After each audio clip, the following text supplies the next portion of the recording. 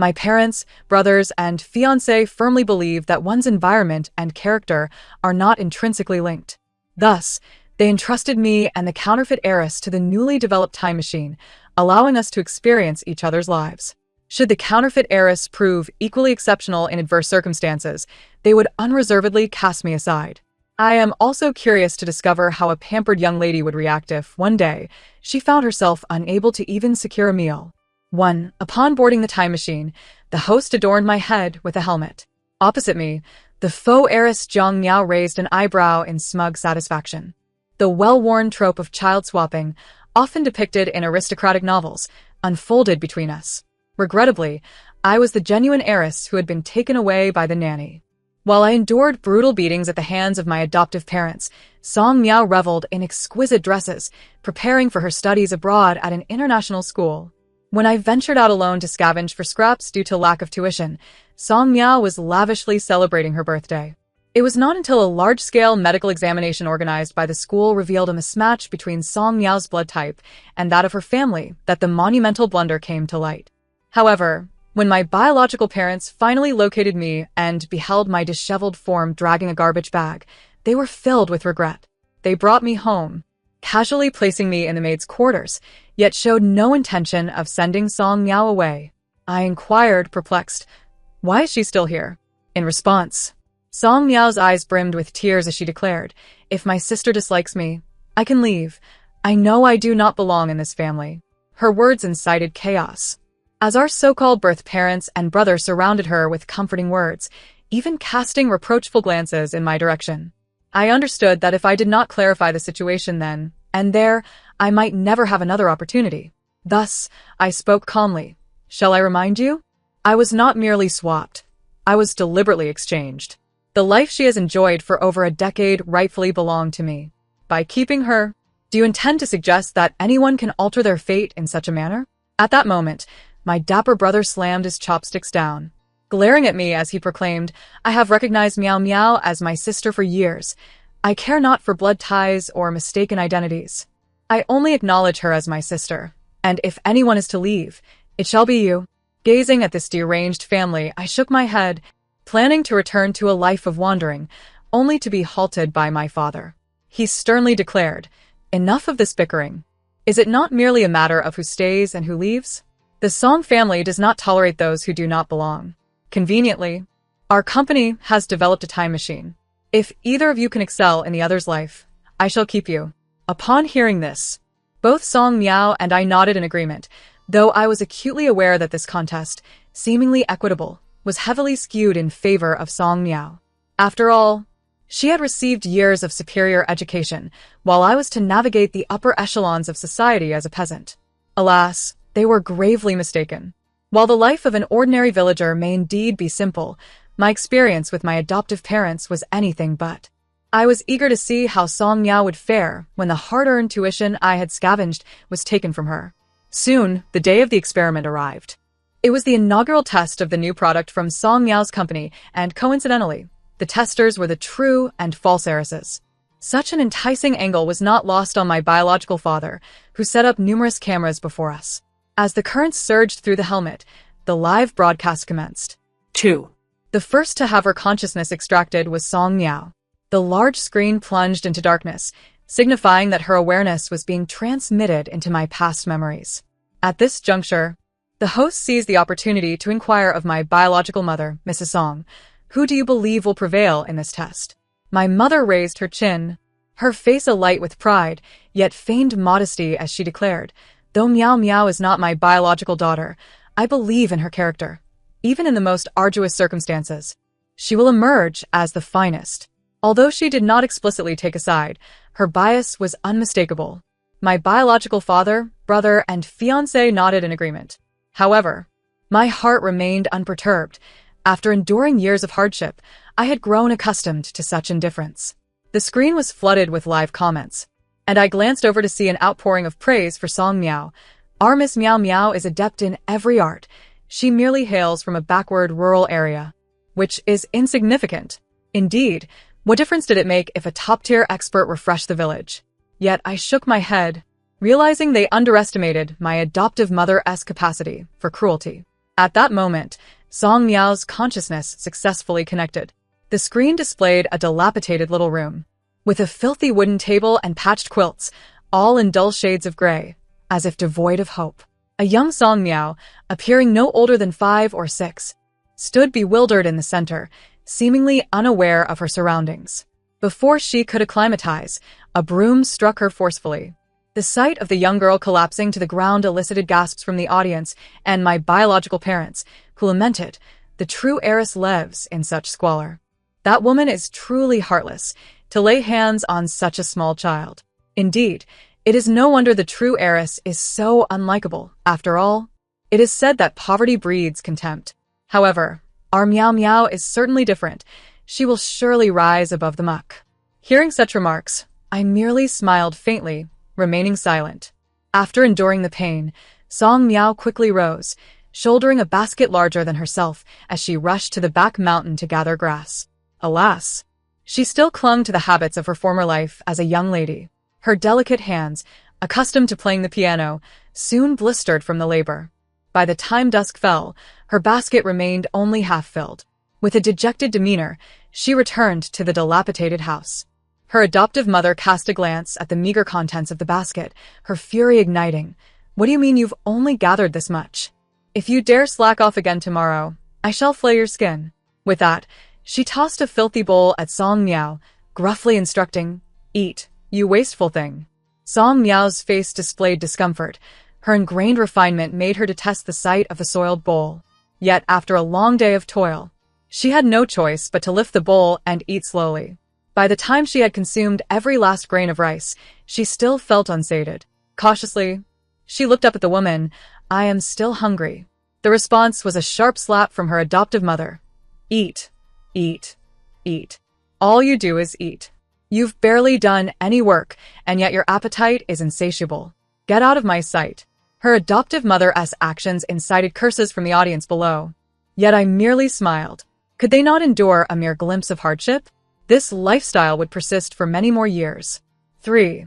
Observing the smile playing at my lips, my brother, who prided himself on being a business elite, glared at me with fury, proclaiming, "Do you have no conscience? Your sister is being beaten. And you can still find humor in this?" The audience, hearing my brother's words, nodded in agreement, casting accusing looks in my direction, as if I were complicit with my adoptive mother in inflicting this cruelty. I merely shrugged in resignation, responding, logically, "I have lived the exact same life she is experiencing now. What right do I have to mock her? Moreover, my adoptive mother is, in fact, Song Miao's biological mother. This life was inherently hers." My words left my brother momentarily speechless, poised to retort but quickly diverted his attention back to the screen displaying Song Miao. There was much to be done in the household of her adoptive mother, tending to cattle, cutting grass, cleaning, and harvesting rice. Yet, all she had learned in her own life were the arts of refinement. How could she be expected to perform such menial tasks? Daily, she struggled to complete the assignments set by her adoptive mother and found herself fleeing in panic after enduring beatings. The very audience that had once praised Song Miao's elegance now fell silent, unable to stifle their laughter. One could only attempt to rationalize the situation by stating, in such an environment, it is inevitable that one cannot maintain their composure. At the very least, we strive to uphold our integrity. However, they were soon met with a harsh reality. Song Miao, who was barely managing to stave off hunger while laboring under intense conditions, found herself utterly overwhelmed. Upon discovering that her adoptive mother was secretly indulging in a large chicken leg, she could no longer restrain herself. Under the cover of night, she stealthily crept into the kitchen to pilfer the chicken leg, devouring it with an almost ravenous fervor. The consequence of her actions was, of course, a brutal beating from her adoptive mother, who mercilessly lashed her with a rattan stick, leaving scars that would mar her for a lifetime. Those who had previously asserted that Song Miao would maintain her integrity fell silent, awkwardly fidgeting with their hands. One day, as was customary, her adoptive mother ordered Song Miao to kindle a fire for cooking.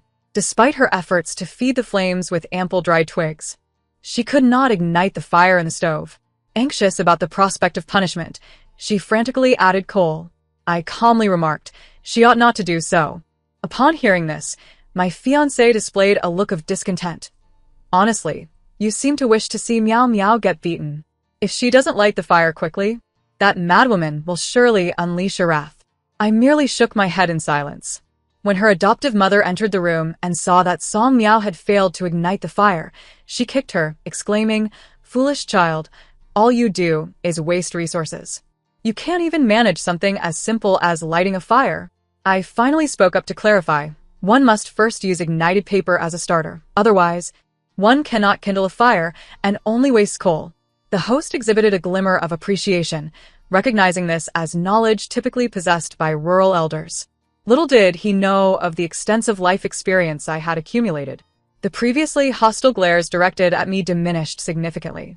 Yet, I remained indifferent, my gaze fixed intently on Song Miao on the screen.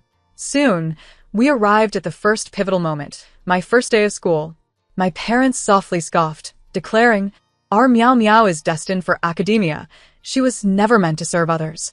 Once she begins school, everything will improve."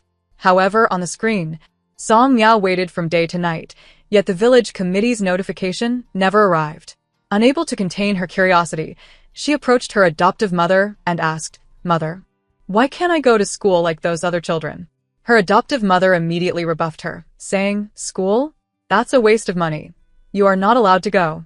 No one anticipated such a turn of events, and all eyes turned towards me. Yet I felt no surprise. After all, a woman like her adoptive mother regarded even a single morsel of food as a waste and would certainly never spend money to educate me. My brother furrowed his brow and questioned, "Didn't you go to school? Why can't Miao Miao? What did you do?" I disliked his self-righteous tone, as if I owed them a fortune. Rolling my eyes, I replied curtly, "It is not so easy for rural girls to pursue education.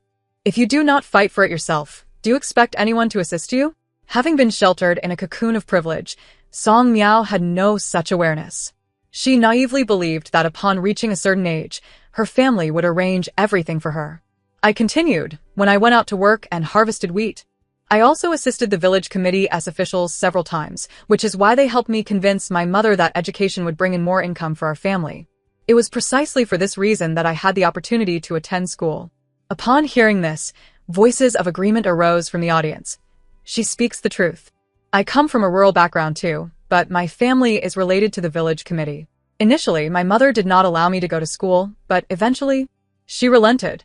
With no preparation at all, Song Miao could only continue to endure the torment of her hellish home. It wasn't until the government issued a mandate that all children of school age must receive compulsory education or face fines that her reluctant adoptive mother finally took her to enroll.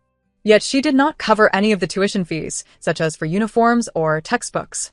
Consequently, Song Miao had to carry a basket to the mountains every day to forage for herbs to sell in town. The school was far from home, necessitating that she set off several hours early, causing her shoes to wear out, yet she had no funds to purchase new ones.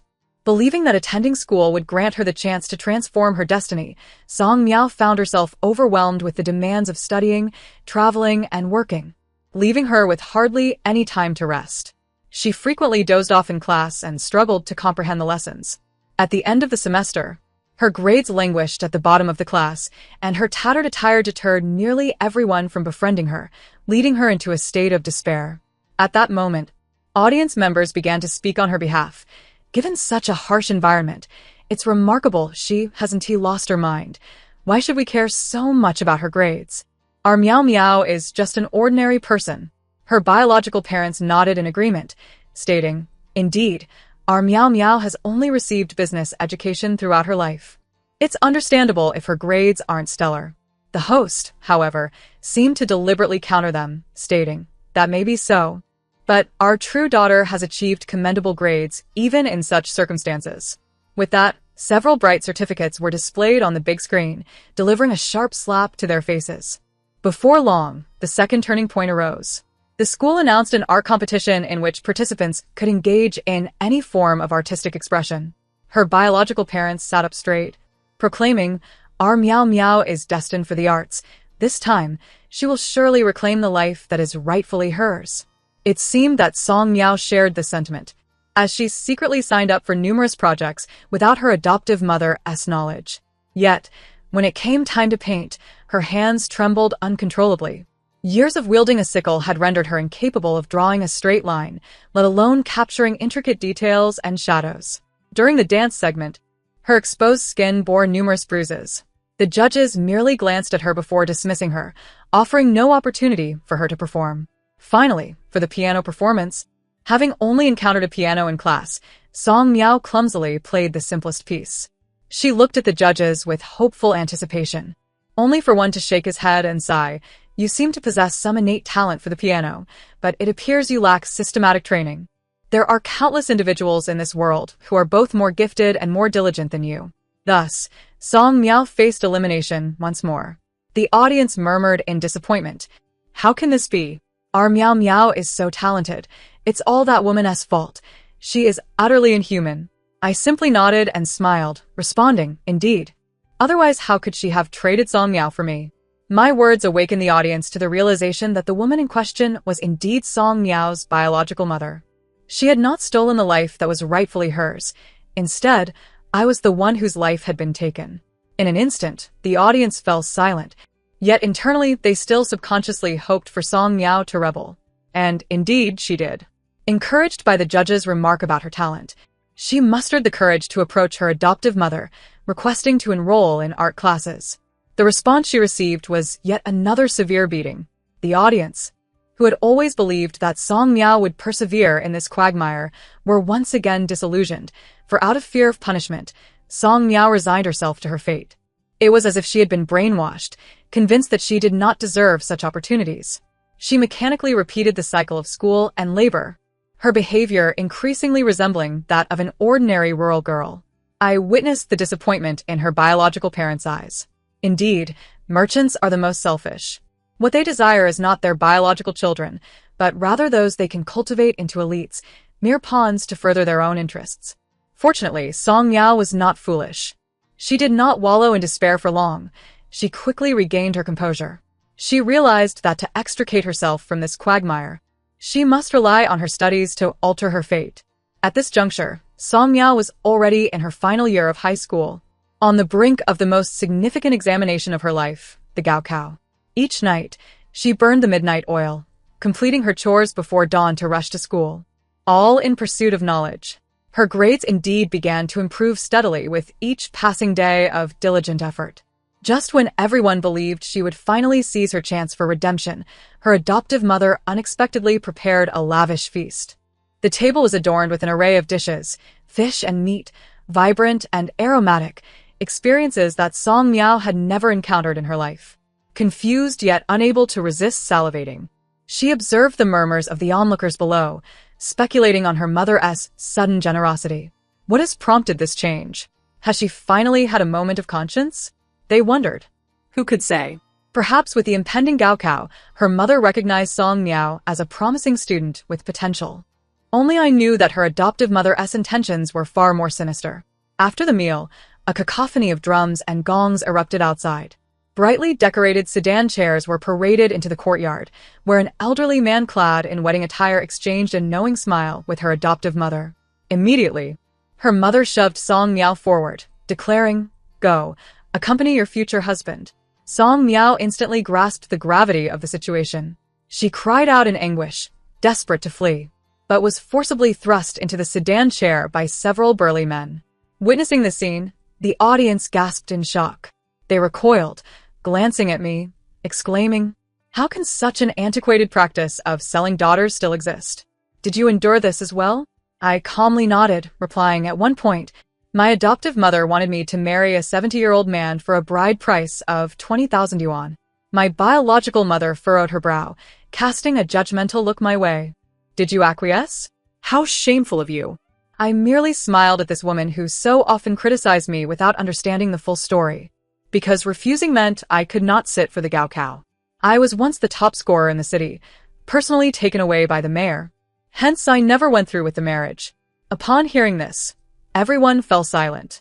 After all, with Song Miao's current academic performance, she could barely aspire to attend a university. Far removed from the status of a top scholar, and naturally, no one would come to her aid. Relentlessly resistant to compromise, Song Miao found herself with a broken leg and was forcibly sent to her husband's family, missing the Gaokao altogether. Time flew. And soon it was the day the Song family would discover the truth of the Switch daughters. Song Miao was rescued, but she had already become steeped in the essence of a housewife. When her biological mother saw her, the disdain was palpable, devoid of even a trace of compassion. Yet, she did not impose any hardships on her biological daughter.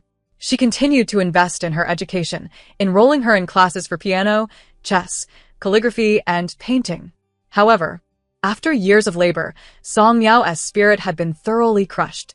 Each instructor gently advised her to withdraw, having never experienced a good life. Song Miao soon succumbed to the allure of the Song family's wealth, abandoning all resources provided by her family. Instead, she spent her days heavily made up, frequenting nightclubs. The Song family, disapproving, cut off her funds. During this time, she fortuitously encountered a male model. Unaccustomed to kindness, she quickly fell prey to his sweet words. Willing to sacrifice everything for him, even when he audaciously demanded 5 million yuan. Without hesitation, she drained her living expenses and, finding that insufficient, began to steal money to give him. These actions were soon discovered by her parents. Thus, the once hard-won return to a wealthy family resulted in her being cast out once more. This time, no one would offer her refuge. And so Song Miao, now deeply entrenched in her vices, quietly perished one day from the cold beneath an overpass. The screen abruptly darkened, and as my consciousness returned to my own body, I gasped for breath, as if I had yet to acclimate to the rapid whirlwind of that life. I looked beseechingly at my relatives and fiancé below. Yet this time, they all unceremoniously averted their gaze. The host announced, "Miss Song Miao has failed her challenge. It is now time for the true daughter." With that, my consciousness swiftly withdrew from my body and entered the life of Song Miao once more. The screen flickered back to life. I became Song Miao. At this moment, I stood in the opulent hall of the Song family, my mother introducing me to the piano instructor before me. Yet, I wore a mask of indifference, seemingly uninterested in everything. Nevertheless, I did not refuse and diligently practiced the pieces suggested by my teacher. Regrettably, after a single lesson, the piano instructor approached my mother, subtly suggesting, "Your daughter is quite earnest in her studies, but she lacks talent. Her approach is too rigid. Perhaps she should pursue something else." Upon hearing this, my mother's eyes clouded with profound disappointment, and the audience displayed expressions of unsurprising agreement. However, I could not help but furrow my brow at this comment. In the following days, rather than indulging in leisure, I immersed myself in the piano room. If I played poorly once, I practiced 10 times. If 10 times fell short, I repeated it 100 times.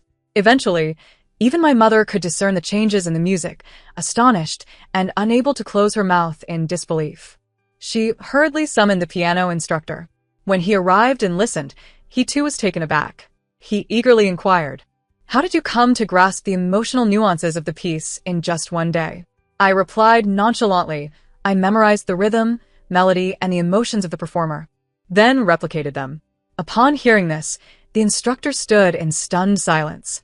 Yet, I did not continue my studies thereafter, as he acknowledged my extraordinary learning ability, believing I would surely have great prospects in the future. My mother, taking his advice to heart, enrolled me in numerous courses deemed suitable for young ladies: flower arrangement, calligraphy, dance, and painting. However, I was utterly inept at all these pursuits, leading my mother to grow increasingly disheartened. One day, while running errands on the street, I passed by a small table where an elderly man was playing Go. He claimed that anyone who could win against him and break the seemingly hopeless situation would earn a reward of 1,000 yuan. Many had approached to challenge him, yet all had been defeated. The old man wore a confident smile, and for reasons unknown, I, the daughter of a wealthy family, found myself captivated by the allure of money. After observing for a while, my thoughts began to crystallize. I took a seat opposite the old man and, after a few moves, emerged victorious, unraveling the deadlock. The old man's expression darkened, and he remarked with a forced smile, "Young lady, it would be less interesting if you had seen the game beforehand." I, however, shook my head impassively, stating, "This is my first time playing." It was then that I realized I possessed an exceptionally keen logical acumen in my studies. I had no noticeable weaknesses and was even able to solve university-level problems I had never encountered in high school. Eventually, one day, I returned home with a gold medal from a provincial competition, prompting my parents to reassess my abilities. They had previously focused their nurturing efforts on my brother, intending for him to inherit the family business, while I was to find a suitable match. Now, however, they began to consider including me in the line of succession. My burgeoning excellence instilled a sense of urgency in my brother, yet after witnessing my remarkable skills in software operation and management, he was thoroughly impressed. The outside world soon recognized that the Song family had two outstanding heirs, destined to shine brightly in the business realm. Just then, the Song family discovered that I was the wrongfully swapped daughter.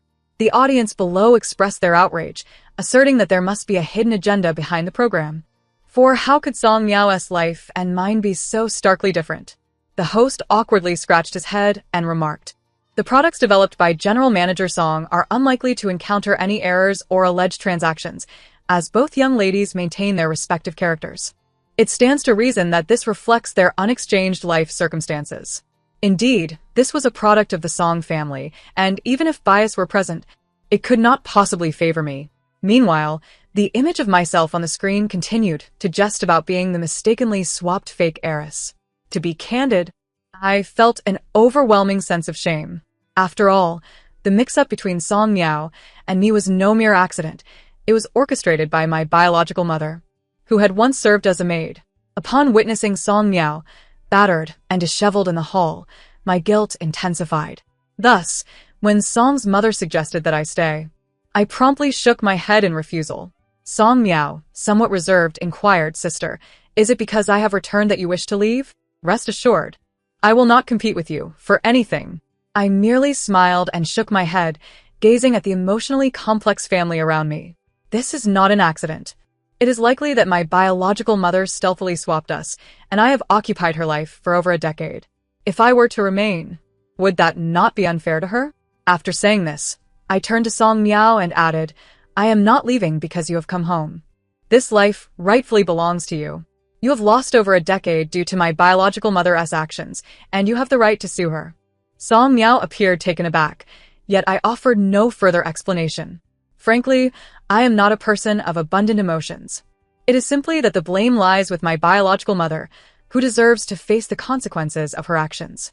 Upon returning home, when my biological mother learned of my intention to assist Song Miao in suing her, she immediately pointed an accusing finger at me, berating me for my lack of gratitude. "If it weren't for me, would you have enjoyed such a good life for so long? I did it all for your own good." I shook my head in response. "Those who commit wrongs must face punishment. Once you are released from prison, I will continue to support you, so do not worry." Thankfully, my capabilities were evident. Initially, those who had anticipated my embarrassment upon discovering the true heiress soon realized that I remained unaffected and departed in disappointment. Conversely, those who had faith in my abilities extended their olive branches to me. I swiftly secured my first substantial earnings and, through my exceptional management skills, established my inaugural company. I even gifted a considerable portion of my savings to Song's parents in gratitude for their years of nurturing.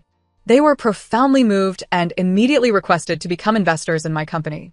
My enterprise flourished, growing increasingly robust, eventually rivaling the stature I had known during my time with the Song family.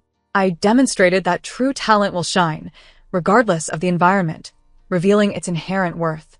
With my assistance, my biological mother was ultimately sued by Song Miao and incarcerated. After achieving professional success, I instinctively began to monitor Song Miao's situation. I discovered that her return to the Song family had not been kind to her. Although Song's parents wished to cultivate her, Song Miao, having endured years of labor and abuse, had long since lost the ability to study the arts. Moreover, she could not possibly help the Song family shine in the business world as I had done. This disappointment led the Song family to consider marrying her off to extract any remaining value from her. When I confronted Song Miao, I spoke candidly. "Do you desire to possess your own life, free from the control of others?" Taken aback, she quickly nodded vigorously. She confided in me that she felt entirely out of place in the Song household, constantly sensing disdain from everyone, even the maid. She recounted how she had nearly been sold to an older man by her adoptive mother. Thus, when Song's mother proposed an arranged marriage, she felt as though nothing had changed. She remained mired in a quagmire, and everything felt terrifying. observing the fear in Song Miao's eyes. A wave of sadness surged within me. She seemed like another version of myself, and I felt compelled to rescue her. Fortunately, with my considerable wealth, I persuaded the Song family to grant me a favor, taking Song Miao under my wing to tutor her and impart critical business knowledge. I shared everything I had with her, ultimately advising, women must strive for independence to escape the control of others and live life on their own terms. Perhaps it was due to our shared age or the unbreakable bond between us, but Song Miao developed a unique trust in me. Soon, she began to flourish under my guidance, acquiring a wealth of knowledge. I invested in her independent venture, allowing her to take on her first project. After earning her first profits, Song Miao joyfully treated me to a meal at her favorite restaurant. Gradually, no one remembered her as the dirt-covered country girl she once was. We became known in the business world as the prominent song duo, Big Song and Little Song. Empowered by her newfound independence, Song Miao evaded the fate of an arranged marriage. She began traveling abroad, collaborating with others, and crafting a brilliant life for herself. Before long, she met a man abroad with whom she fell genuinely in love. Excitedly, Song Miao shared this news with me and invited me to her wedding. I agreed and, at the ceremony, witnessed the radiant smile of Song Miao, a stark contrast to the timid girl I had first encountered. I could not help but smile with pride. After resolving Song Miao's matters, I returned to my career, occasionally visiting my biological mother in prison. Initially, she had been filled with rage towards me, but gradually, she became calmer. She began to recount her daily life in prison, detailing the labor she performed and the reward she earned. Eventually, with tears in her eyes, she confessed, "I was wrong. My envy of the wealthy led me to swap you with that innocent child, to unleash my hatred upon her. Please, do not harbor resentment towards me." I merely smiled, my gaze tranquil. After all, I had never truly hated the woman before me. I was relieved that she recognized her mistakes. As my biological mother, I wished for her not to become a remorseless villain. I upheld my promise, providing her with the best possible environment upon her release from prison. At last, as I achieved the pinnacle of my success and stood on the award stage at the height of the business world, my vision darkened, and my consciousness was pulled back into reality. The host excitedly announced my victory, and the audience erupted into thunderous applause. There was no doubt that I had triumphed in this competition. According to our agreement, I was entitled to everything belonging to Song Miao and to remain in the Song family. Yet I declined. Long before the competition, I had lost all hope for this family. My participation was merely for my own sake. I had once questioned my own worth, wondering why my relatives had never embraced me. Was it truly because I had not done enough? However, after that life-altering experience, I regained my confidence. I am who I am. I should not be shackled by anyone. After the competition, my parents and brother looked at me with faces full of remorse. Their attitude had undergone a complete transformation. My mother said, "I'm sorry. We had no idea you had suffered so much. We will make amends from now on." Yet, I shook my head, refusing their invitation to return home.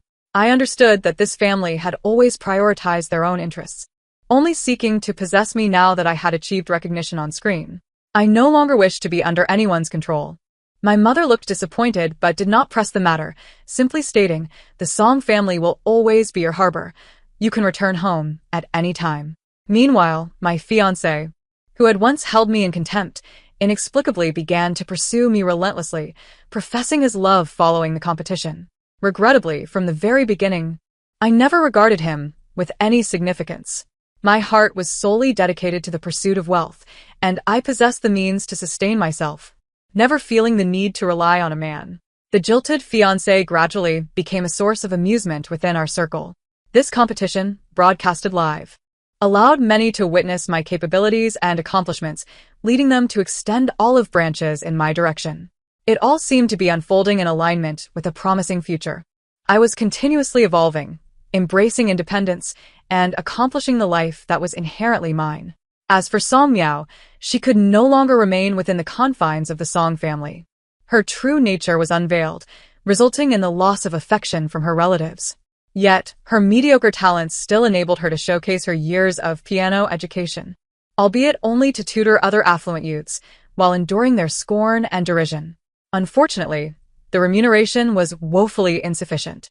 Having been raised in the opulence of the Song household, she found it impossible to adapt to a life of ordinary means. She was compelled to juggle multiple jobs merely to scrape by. This time, I chose not to extend a helping hand. The reality of Song Miao's character had long been altered by the years of indulgence she received from the Song family. I could not assist her. As for my adoptive mother, her heinous act of swapping children and the abuse she inflicted upon me was finally exposed. Naturally, she was reported en masse by outraged netizens and ultimately incarcerated. Even in her confinement, she continued to curse us all, exhibiting no remorse whatsoever. Alas, during my daily visits to the prison as part of the experiment, I endeavored to make her confront her sins and begin to repent. However, Song Miao was different. She only harbored a frenzied hatred towards our adoptive mother for the abuse endured during the experiment, attributing her current misfortunes solely to her. The thought of visiting her in prison or supporting her upon release was unfathomable. Observing the events unfolding before me, I remained undisturbed. I simply continued to fulfill my own life's journey, impervious to external influences and beyond the control of others. Life presents numerous opportunities and crossroads. Only by adhering to one's original intentions can one reach the final destination. Fortunately, I have experienced confusion and struggle, yet I have never relinquished my resolve. This concludes the narrative. Thank you for listening, and I look forward to our next tale together.